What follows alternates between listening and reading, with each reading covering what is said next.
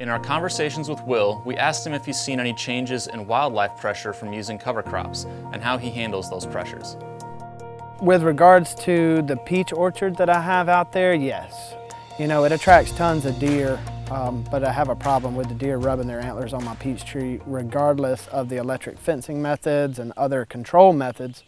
And the cover crops might, contribute to drawing them into the area. We've had a couple instances with hogs, but we've been able to keep them at bay. We trap some of them. We only shoot them though during the time of the year when it's good to consume them during the cold months. During the rest of the times of the year, we essentially run them off or move them to different locations or donate them to other organizations who use them. It just takes vigilant control. I mean, you're gonna have pests regardless of what's out in a field. If you plant anything that's good for human consumption, naturally, almost any animal that lives in the wild is gonna use it as a food source as well. I keep them out of my production areas by planting more desirable crops on the outside portions of the production areas. Like in my garden, that's only a 6-acre field.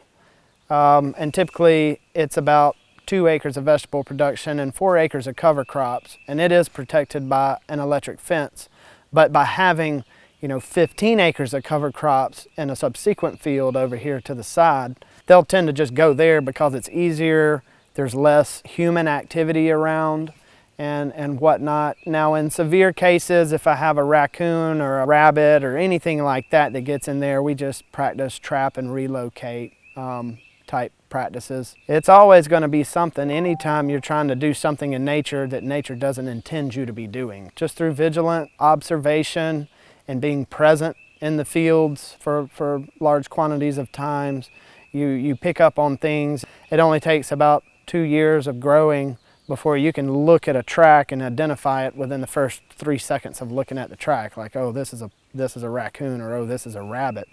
And over time you get the proper traps. I try to practice a type of methods to where anytime we injure or slaughter an animal, it's going to be intended for our consumption. Otherwise we just relocate them elsewhere.